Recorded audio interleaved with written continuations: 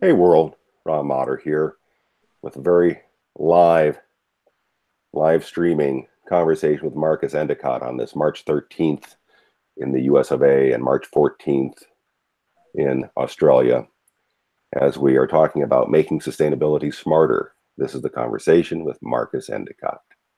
So stop the screen sharing and go live, live, live. Welcome everybody to yet another conversation with an esteemed figure. Uh, very much an inspiration to myself and many other people with good work that spans quite a few decades. Marcus, can you please introduce yourself? Ron, good day from Byron Bay. Yeah, that I was working with Ron many years ago, like 20 years ago, I guess, when he started Planeta. I was doing the Green Travel Group, and that was a very interesting time, the Green Travel time. I started that about 91, I guess. And at one point, that was the largest ecotourism, sustainable tourism community on the internet. And that's when I got to know Ron. And at some point, I don't know, it was in the early 2000s that started petering out, and then Planeta started taking over. So I'm really admire Ron's run these last 20 years with planeta.com. Marcus, we first met at the PERT conference in the late 90s. Oh, that's interesting. Remind me what PERT was. That was the Partners in Responsible Travel. Oh, yeah. Where was that? That was in San Francisco. Did we meet Oh, there? I think we met I'd there. forgotten all about that. We probably did. Very interesting. And then I saw you again in 2007 on the trip with Aboriginal Tourism Australia. Now, that was a special time. That was a very eye opening time, I think, for you in Australia. It certainly was. To be in Australia at a time of an unpopular conservative government about to give way to a more liberal government respecting Aboriginal issues. And oh my goodness, when will that happen again, Marcus? That is a very big can of worms, Australian politics, as you know, the liberals in Australia, they're really conservative. You know, I've yet to figure out why they're called liberals, but they're conservatives. And where I live in the Northern Rivers, northern New South Wales, around Byron Bay, is a stronghold of the Greens. And the local elections are coming up soon. And the history of the Greens here is very interesting. It may be one of the strongest Green strongholds in the world. So, how do we segue and talk about sustainability and artificial intelligence? I know you've been working on this, so bring us up to speed. Well, one of the reasons that I kind of petered out with green travel was that the tourism industry wasn't really supporting me financially anymore. You know, I didn't mind supporting, green travel, myself, as long as the tourism industry was supporting me. But then that really petered out. And so technology had always been, my bread and butter. My father worked his whole life for IBM, so I grew up in that environment. And I started writing a book in the early 2000s about travel technology, like a textbook style history of travel technology. But I quickly figured out that artificial intelligence was going to take over the future of not only travel technology, but tourism in general. So I dropped that project and I started immediately working on conversational AI. I was off and on before 2005, but I really started working hard on it in 2005 when I returned to Australia at that time. And, they say the pioneers get all the arrows. So at that time, it was very hard to get people interested in chatbots. But I just kept slugging away at it. And the Meta Guide website, meta-guide.com, kind of took over from my green travel website. I think that was green-travel.com that grew out of the group, the mailing list, Green Travel. And I was actually in Hawaii at the time, and I needed the money to fly back to Australia. So I sold the domain for, a respectable amount, and then returned to Australia. So after that, the MetaGuide started. So the MetaGuide started from this Green Travel base, and it has grown increasingly to focus on artificial intelligence. And there's different sides to artificial intelligence. There's, of course, the machine learning, the deep learning side, which is huge. It's mega right now. But there's also the conversational AI side. And the two overlap, like two overlapping circles, because also the machine learning, the deep learning is involved in modern conversational AI too. So that's been my focus, for most of these past years, until we have today this massive AI hype cycle and chatbots taking over every industry. I'm wondering if we can skip ahead and ask you to show off the screen for Gaia Passage or the MetaGuide. All right, because I can contextualize that too. Let's see, I'll get the screen share here. We like contextualizations. Here we go. All right, this is the home page for Gaia Passage. Now, Gaia Passage has been almost a side project, but it's like a case study for this artificial intelligence story. So basically what it does, the MetaGuide kind of started out as automatic research. It was automatically based on Twitter bots. 250 Twitter bots were following all travel and tourism news, all travel technology news, all ecotourism and sustainable tourism news. And it was funneling this information into silos. Okay. And I was processing with Yahoo Pipes. I used Yahoo Pipes for many years. And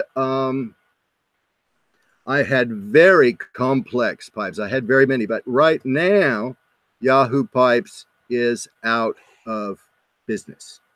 Okay, so I had 2,000 very complex pipelines on Yahoo Pipes that were the intelligence behind that. And so when it went out of business, then I had to really scramble a couple of years. Now, an interesting factoid is that I was overly dependent on third-party cloud services and also startup services, such as APIs. Now, what I noticed was that there's a lot of churn in the startup space. Startups go in and out of business. And so when you're dependent on these startups, then you have to change quite a bit because they're constantly being acquired and products shutting down and stuff like that. And it's similar when you're dependent on cloud services, because then, as in Yahoo's case, that Yahoo Pipes went out of business, then I had to reinvent the story. And so it took me a number of years to get it back up. But an interesting factor that's happening right now is all the major publications, all the big newspapers in the United States, we're talking Dow Jones, Wall Street Journal, Washington Post, all the big ones are developing in-house systems that are very similar to Gaia Passage right now at this time. Now, what these systems are doing, they're basically doing automated research. So you've seen this like robo-journalism. Now, what's happening is that it doesn't write smooth prose at this point, but it will put together the bare bones, the outline. It'll do all the research actually better than a human in many cases, because it will pick up things that humans don't pick up. So basically for Gaia Passage, all I have to do is a smooth over human rewrite because the data is already aggregated. So it's a type of aggregation. It's a type of mashup that's happening on the back end. And that's why I was very interested that all these big newspapers are picking up on this time-saving system at this point in the story. Okay, beautiful. what's the role then of curation and polishing some of these diamonds in the rough? You know, I've been so fixed on making lists, and there's actually a Wikipedia entry for listicle. So a listicle is like an article that's made from a list, like where you say 10 best things or 5 best things. That's a listicle. So it's becoming a genre, and that's really interesting because we're seeing automation now defining certain genres, you know, and just repeat your question again. I'll get to the point. Um, hey, everybody, in case you're just joining us, we're chatting with Marcus Endicott all about AI and sustainability. And the question I pose to you, Marcus, is to what role do these automated services need to be polished or curated? In other words, have that human interface. You know, here in Las Vegas, one of the biggest question marks regards the robot bartenders. And so now the people in the know, the conscious drinking travelers are saying, hey, I want my drink human made. Otherwise, all of these jobs are being, outsourced to machines. So the question I pose to you is, to what degree is this information that you're talking about being polished and curated, or how does that fit in the next stage? Look, we saw it with ATMs. You know, ATMs replaced bank tellers like across the board. Okay. And, you know, there's other examples in the supermarket, you know, the automatic checkout lines. And there were these phases of people trying to boycott, you know, the automated checkout lines. What the pundits are saying now is that the last jobs to fall to automation will be the creativity jobs. And so what they're telling parents now is not so much, you know, to focus on, you know, programming or some specific thing like that in terms of education of children for the future, but in fact, the liberal arts background will be, you know, the last bastion of creativity, you know, according to the pundits now, the conventional wisdom. And that polishing, that final polishing, you know, is the hardest thing for a computer to do. But I imagine that will fall too, and probably before 5 years. You know, it reminds me a lot of the citizen science projects we see of people identifying these little blips, whether it's for biology or astronomy or the universe. You know, spotting universes. And again, it's that framework of having people double check the computer and then double checking the humans. I want to just kind of point out, Marcus, how much do you read much on a tablet? I did have a tablet, but I don't now because it didn't have a forward-facing camera, and so it wasn't so good for travel because the only way I could take pictures with it was to like hold it in a funny position. Well, I'll tell you, they talk about a second screen. I have a second and a third screen. But again, here's, our little discussion. I want to hit the bugaboos. What is sustainability to you? You know, I think this growth story in capitalism is not sustainable. So sustainability is kind of, I don't want to say the opposite of the growth story to capitalism, but it is the alternative. So it's a steady state, okay, where the resources are not being depleted, faster than they can, regenerate themselves.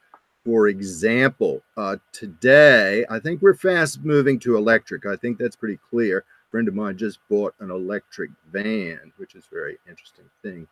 But for instance, cars that run on gasoline, that they could easily run on alcohol with little, modification, but it would be a more expensive process than gasoline today. But then we could easily produce a lot of gasohol. But as you know, that in Mexico, the NAFTA, the gasohol caused a tortilla crisis, in the food chain. So there's, there's a lot of issues to consider, but sustainability is within our reach. It's just a matter of having the political will. And also, as you know, we see the pendulum swinging the other way at this time. You've engaged with people around the world, and I've noticed that there's a wide difference of understanding of sustainability, or what sustainable development means, and often used as weasel words, often used as noble aspirations. In your work, how do you see configuring some of the artificial intelligence so that it responds and promotes sustainable behaviors? Well, I mean, I think that I've been involved in not only the green movement, but the green politics since day one. And there was always this argument, whether people should go from the movement side or the politics side, work outside the system or inside the system. And clearly to me that it takes two prongs on both fronts. So people can simply take their preference to work outside or work inside the system. I was at the Foundation Congress of the Green Party in the United States. I think that would have been 1990, 91. And that's one of the reasons I live in Byron Bay, because it has a very strong green local government here, and I really enjoy that. Well, then paint us a picture. Where is Byron Bay? Byron Bay is the northern rivers. It is northern New South Wales. And what that really means is that we're south of the border from the Gold Coast. And Brisbane sits on top of the Gold Coast like an ice cream cone. So we are basically rural Australia, country Australia. But it's a very unique place in the world because here you have an urban culture. You have an urban social life in a rural environment, in a lovely countryside environment with lovely beaches and rainforest in the mountains, very similar to Costa Rica. So it's a special place on the earth. How far are you from rainforest? I kind of live in the rainforest. I mean, the koalas woke me up the other night. They kind of snort. Hey, no koala shaming. In fact, the koalas are under heavy attack here from land clearing because this liberal government is in favor of developments. And another interesting factor is I've seen here in the past 20 years a decline in the kangaroo population, and that's been attributed to the increase in dog ownership and pet ownership.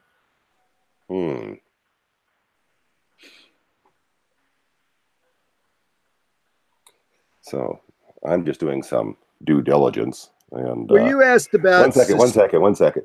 Just making sure that we are live. Okay, nice. So all good.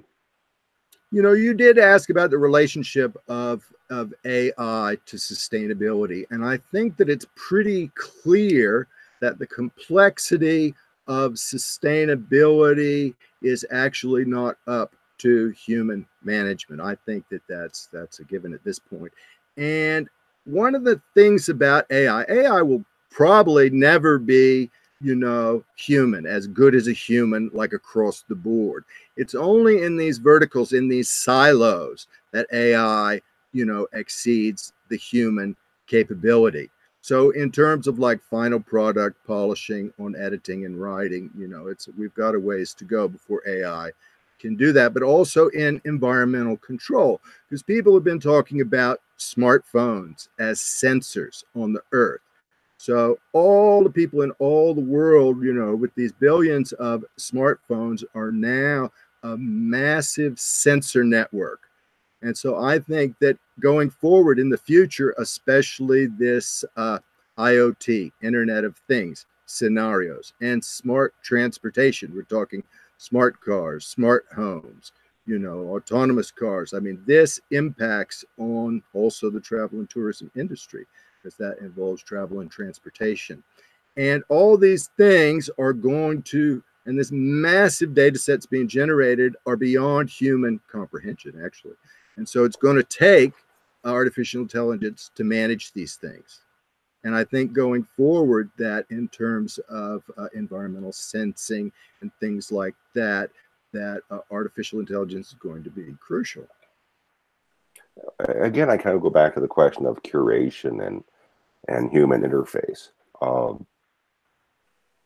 going to collect all of this data. We're going to use this data. To what degree do we understand how the algorithms are generated, or to what degree do we ensure that the information is in travel is useful to both the local and the visitor? You know, as you know, that I'm in a master's program now working on digital humans. You know, and digital humans, the argument is, you know, I had to study all this kind of socio-cultural background on all the robot movies and all the killer robots and stuff like that. And there's some truth and there's some fiction there, because everything about making humanoid robots is magic. It's theater.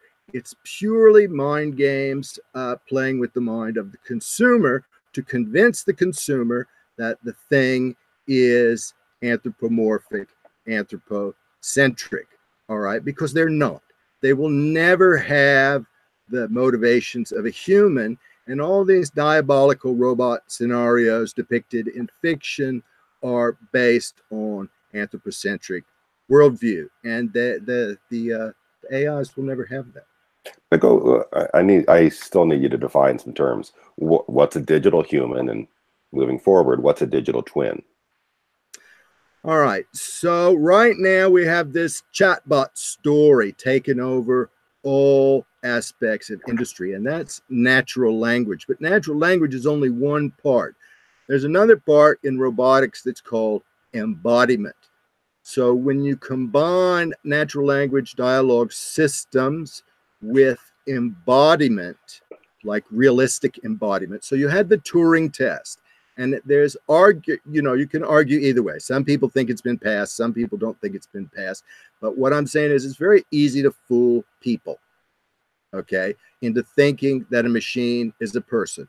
So now on the special effects side, like from the movie industry, they are producing virtual humans, digital humans that are convincingly, that have jumped this uncanny valley. But the uncanny valley was a thing that the more human-like something becomes, the more repulsive it becomes to us. But now we're jumping that. So we have jumped the Turing test, and now we are jumping the uncanny valley. So when you combine the two, then you have a virtual human, a digital human. And that's going to be the next level, are embodied chatbots, realistic, life-size, digital humans. Now, is that a robot? Because it's a type of virtual robot. People say, oh, you're making robots. Well, you know, roboticists, real roboticists say that a robot has to have physical form in the real world and has to have sensor input to be defined as a robot. But I would say that these digital humans, they're fast getting computer vision input, you know, and I make a semantic argument about natural language that conveys a lot of, you know, sensory information, but in a secondhand kind of way.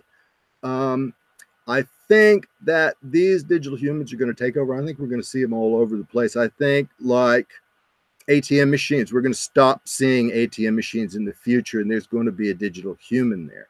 I think these digital humans, they're going to jump out of the machine and they're going to be holograms. But we're just waiting for a delivery platform shift that could take a number of forms, but it looks like things are going down the smartphone pipeline at this point to be delivered to the end users. But we'll see how that plays out in the next 5 years. So many questions I could ask, but as you're paying attention to technology and how people are using technology, how has your use of the smartphone changed your interaction with your nearby world in the past 5 years? And what have you seen from others? All right. only been using a smartphone for about the last 5 years. It was interesting. I was 2 years in India. I was 2 years in Bangalore working on chatbot projects. And I think I got my first smartphone in India, in Bangalore, and that would have been, say, 2013, 2014. So that is about 5 years ago now. And so when I came back to Australia, my friends were like saying, well, don't you need a phone? And I was like, no, what do I need a phone for? And then, but what I realized was that today in Melbourne, if you don't have a mobile phone, you are out of the social loop, because the social loop is a real-time loop. And if you're not in that real-time loop, you're going to just miss out on all the social activities. Plus, Melbourne is a world-class city, and without a GPS, you can't get anywhere in Melbourne, you know, because now everybody is kind of losing these wayfinding faculties, and they're dependent on the GPS now. So it's really changed my life in those ways. But I think lately we've seen a lot of digital addiction, you know, and people scrolling Facebook. And I think as we're talking, Facebook is down. And I popped in on Twitter this morning, and it's funny because everybody was making jokes about now everybody's on Twitter because Facebook is down. As the joke goes, you have to speak more than one language. You know, so here's Facebook. Yeah, it was down. We're going to do an announcement today on that. That didn't work. But as I tell people, until we can do this on a regular basis, a lot of these live videos will be viewed more afterward than during the chat. I think we've seen over and over again in history, especially contemporary, you know, history of technology, that centralization, you know, over dependence on a single platform doesn't play out well in the long run. I'm going to show you a little bit of Twitter. Let's see what we're doing.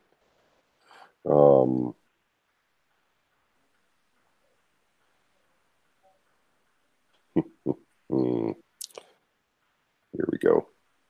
So here's Planeta News Twitter. There we are.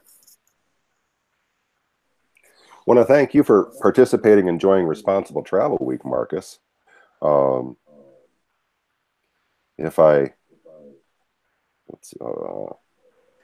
think it's important to keep the sustainability discussion going, and how, you know, that this can be integrated in these new developments of technology, so we don't lose the sustainability discussion. And especially in dark times, that it's important to stand up and be heard. And you've been doing that for the past 20 years, and you continue to do that, Ron. And I salute you for hanging in there and making it happen. Hey, thank you much. Here's the impact, the stats screen for our chat today. Yay. One of the reasons that, you know, we've structured a lot of these conversations, and we've structured Responsible Travel Week, is to get people, starting with myself, up to speed on various technologies. The hard part often being, do you know your password? When I went into Google Chrome to set up the Hangout, it's like, oh, what's that? What's the password for this? And had to go look that up, because and if you know your password on your desktop, do you know the password for the app on your phone or your tablet? Are you able to stream from your tablet or your phone to the TV?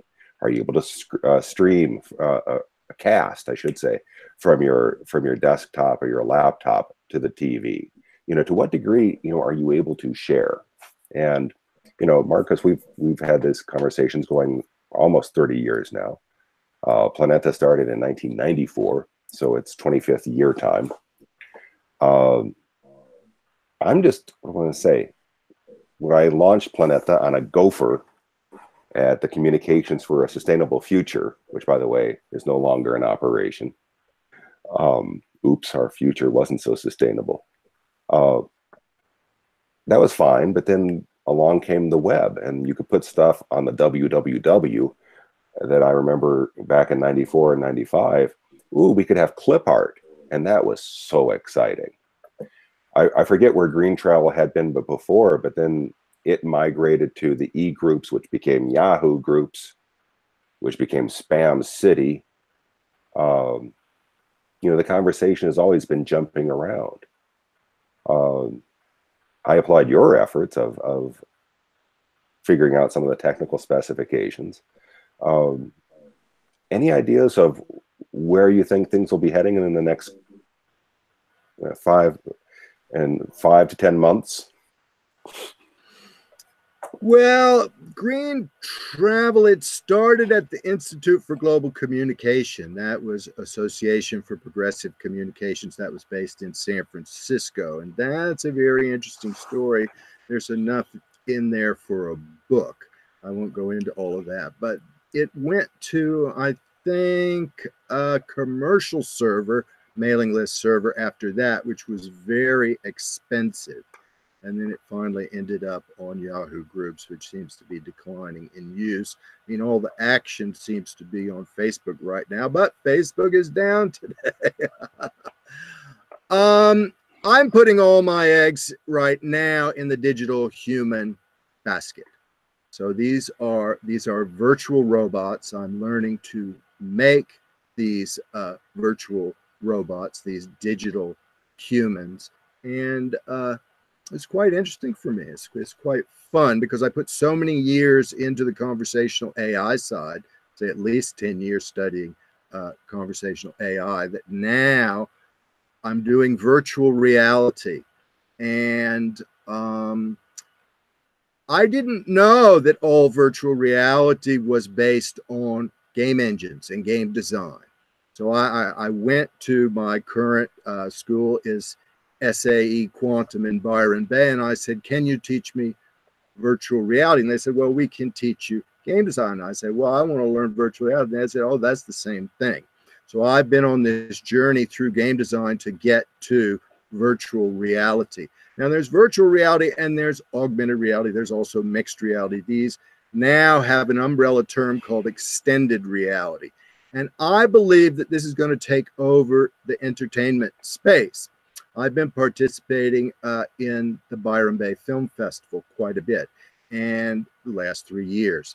And the film industry seems to be a little bit nervous about this automation story, and that it's going to be taken over by virtual reality, by augmented reality, for example, the film industry. So this is where the two meet, where AI meets film is in VR. So I think we're going to see a lot of mixed reality in the future. Right now, there's Magic Leap and there's HoloLens mixed reality. These are expensive platforms. These are not home user platforms at this point. But probably this is going to change within the next 5 years. Okay, and so we're going to, you know how that Pokemon craze went around, you know, and everybody's doing Pokemon. Well, the future, we're going to have a Pokemon future, but it's not going to be Pokemons in there. There's going to be all kinds of realistic interactive entities. So in a year, what we're going to see in the short term, we're going to see now the Oculus Quest is coming out. That is a wireless kind of headset that's based on hybrid smartphone technology. And that's going to come out in the short term, and it's getting cheaper. So it's coming down from a $1,000 price point to a $500 price point. And we're just going to incrementally move forward in this way, you know, until we have an installed base that can support, you know, the broad deployment of these new technologies, especially virtual reality and augmented reality, which is a type of mixed reality. You know how many people it takes to create a reality? I don't know if you have a specific number, but there's that old scenario about the 100th monkey thing, you know, and it's all like is a critical mass of people, and then the meme spreads. I was thinking of Philip K. Dick. He says, how many people does it take to create a reality? 1, but 2 is always better. I tell that to the President of the United States. I'll direct message him. Marcus, it has been a pleasure chatting with you. Let's do this again sometime. No worries. So we're at 10:44. Yeah, let's just kind of wrap it up here. And please, if you have some comments, go ahead, and then we'll continue later.